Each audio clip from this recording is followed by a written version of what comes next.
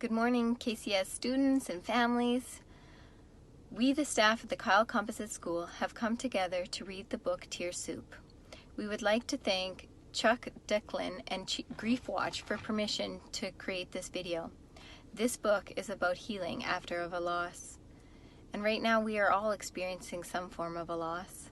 For some of us, our loss is maybe not being able to go down that stage at graduation.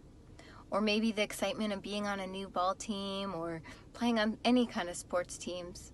And just maybe some of us just hanging out with our friends. And for some other families, the loss of a loved one. And we, the staff, wanted to share this book as our way of saying we are with you during these times and that we are thinking about you.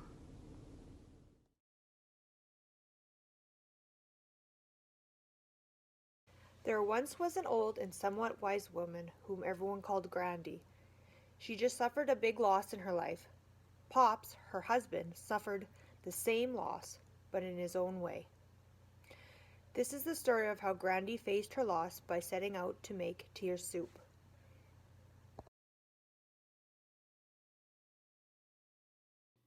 For many years, the custom of making tear soup had been forgotten.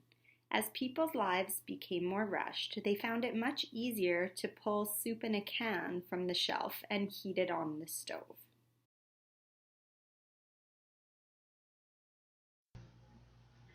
But several years ago, Grandy got a taste of a well-seasoned tear soup.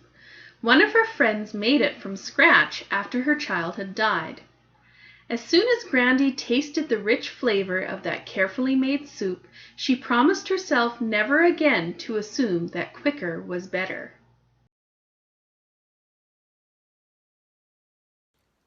Because of her great loss, Grandy knew this time her recipe for tear soup would call for a big pot.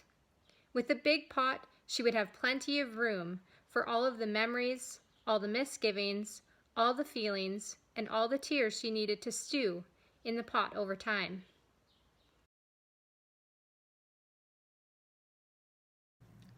She put on her apron because she knew it would get messy.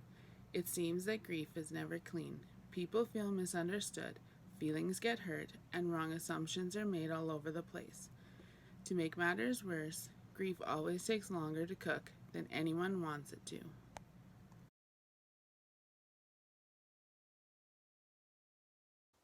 And then Grandy started to cry. At first she sobbed.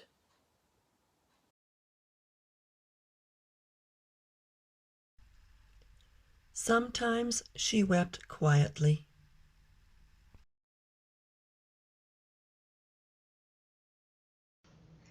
And sometimes, when she was in a safe place where no one could hear her, she even wailed.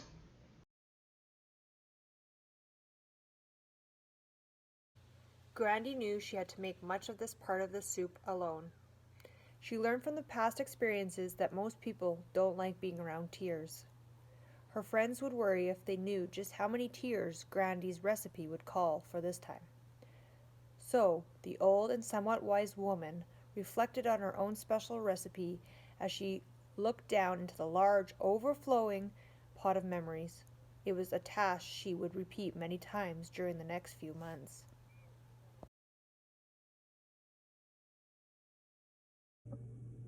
Grandy winced when she took a sip of the broth. All she could taste was salt from her teardrops. It tasted bitter, but she knew this is where she had to start. And for now, it was the only thing on her menu.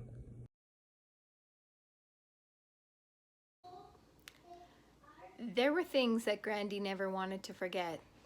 These included the good times and the bad times, the silly and the sad times. With her arms full of memories, Grandy made many trips to the kitchen. One at a time, she slowly stirred all her precious and not so precious memories into the pot.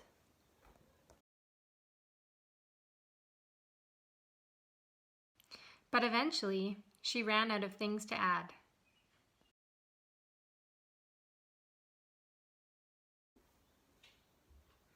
Grandy's arms ached. and she felt stone cold and empty.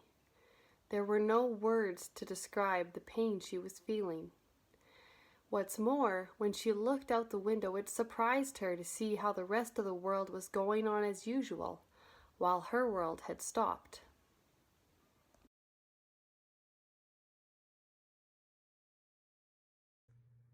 Her grandson Chester, who just wanted his granny to be happy again, hoped his chocolate drops would make her feel better. Miss Bloomclots, Miss Chadwick, and Mr. Long, all brave yet fearful neighbors, dropped by to see how Grandy was doing. They filled the air with words, but none of their words took the smell of tear soup away. Grandy was gracious because she knew how helpless her friends felt. They wanted to fix her, but they couldn't. All Grandy really needed from them at that moment was a knowing look and a warm hug.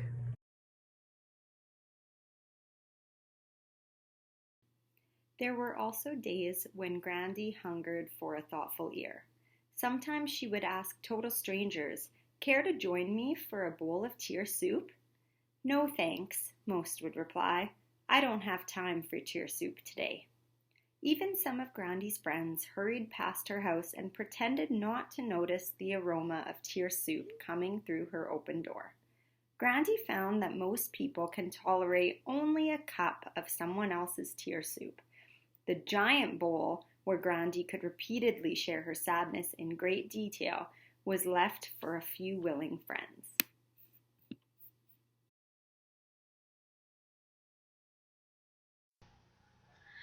"I'm here," Midge cried. "I got here as fast as I could, and I'll be here whenever you need me. What a tragedy! I'm so sorry you're having to make such a big pot of soup." Oh, what a relief! Grandy knew she didn't have to be careful what she said around Midge.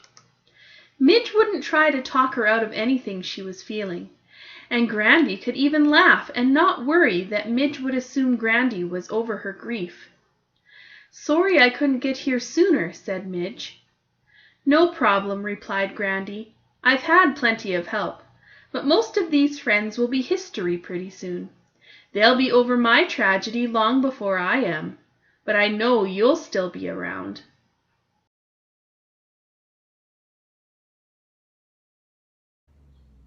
"I don't know what to say, but I'll be glad to listen," Midge said tenderly. "Come on, tell me all about it while we make some bread to go along with your soup." These two friends, who had shared 1,000 laughs and just as many tears, pounded at the bread dough together. "I feel like I'm unraveling," Grandy cried. "I'm mad. I'm confused. I can't make any decisions. Nobody can make me feel good. I'm a mess. I just didn't realize it would be this hard. Why don't we go for a walk while we wait for the bread to rise?" Midge suggested.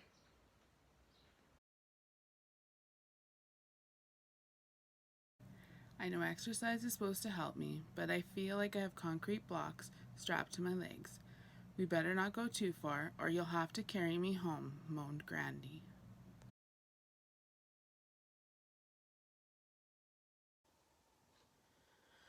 Mrs. Chrysalot called and reminded Grandy that she had been making tear soup for years and would be more than glad to come right over and show her how to make it the correct way. "Thanks, but no," said Grandy. "This pot has my name on it." Grandy knew better than to let Mrs. Chrysalot or anyone else tell her what she should do to get through this terrible loss.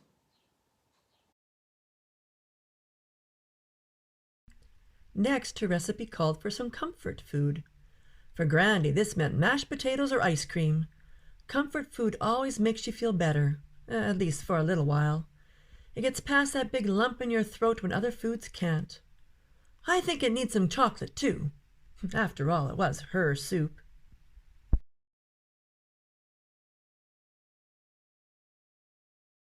Grandy kept attending worship even though she was mad at God. Sometimes she yelled at God and asked why this happened. And sometimes she demanded to know where God was when she was feeling so all alone. Still, Grandy trusted God, but she didn't understand God. She sensed that people believed that if she really had faith, she would be spared deep sorrow anger, and loneliness. Grandy kept reminding herself to be grateful for all the emotions that God had given her.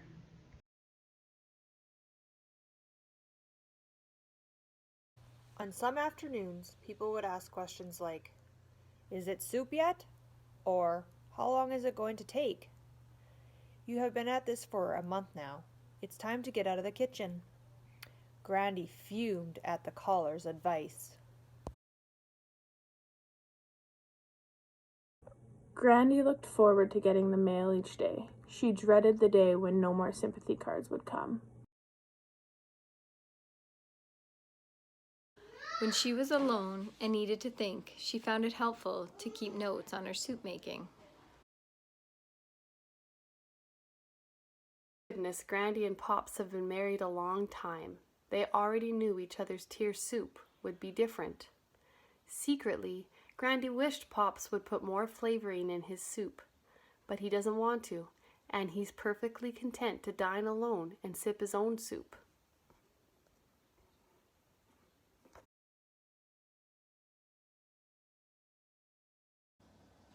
Making tear soup is hard work. Sometimes it was all she could think about. Even the things Grandy used to love to do, she didn't have the energy for, nor did she care about anymore.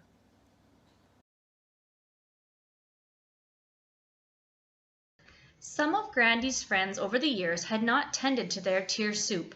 Their soup boiled over and the pot scorched. What a mess! It took them a long time to clean up their pots and to start over. The smell of burnt soup still lingers in some of their homes.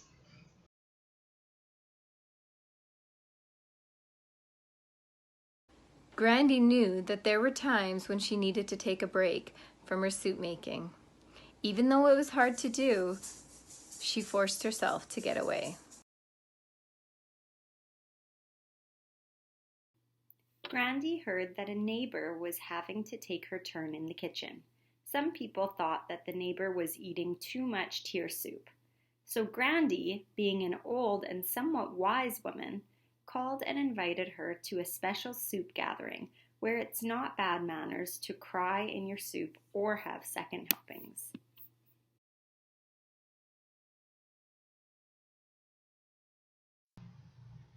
Soon the thoughtful cooks sat at Grandy's table and discussed the process of making tear soup. There are some parts that require the help of friends, and some parts you just have to do alone.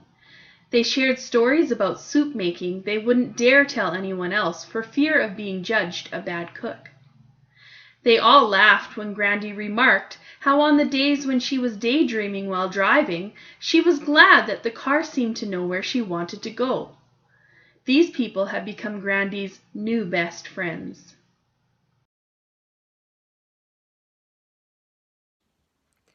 One day, as Grandy and Chester were going for a drive, Chester asked, "Mom says you've been making tear soup. What does she mean?" "Well, tear soup is a way for you to sort through all the different types of feelings and memories you have when you lose someone or something special. Remember when your baby brother died right before he was born and your mom sat for days holding his blanket and weeping? She was making tear soup. You made tear soup yourself by acting out your own disappointment when you shouted at Jason, wishing his brother would die too. Remember when Billy's dog died and he didn't want to play with you? Not feeling like having fun is one of the ingredients of tear soup also. And remember when Aunt Meg got divorced and they had to move? There was a lot of tear soup simmering in that house.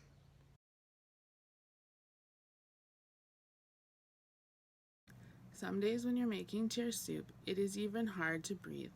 Some days you feel like running away. You just hope a better day comes along soon. And then comes one of the hardest parts of making tear soup.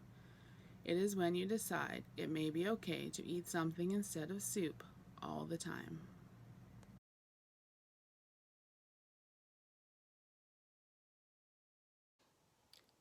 The next morning, as Grandy was cleaning up, Chester asked her if she was done making tear soup.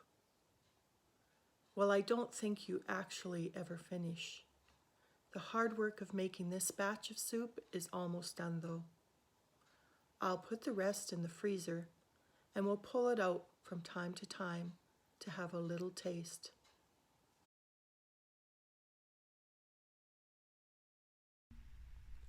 So what else have you learned by making tear soup, Grandy? I've learned that grief, like a pot of soup, changes the longer it simmers and the more things you put into it. I've learned that sometimes people say unkind things, but they really don't mean to hurt you. And most importantly, I've learned that there is something down deep within all of us ready to help us survive the things we think we can't survive.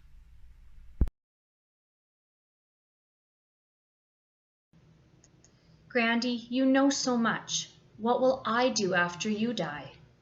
Don't worry. I will leave you my recipe for tear soup.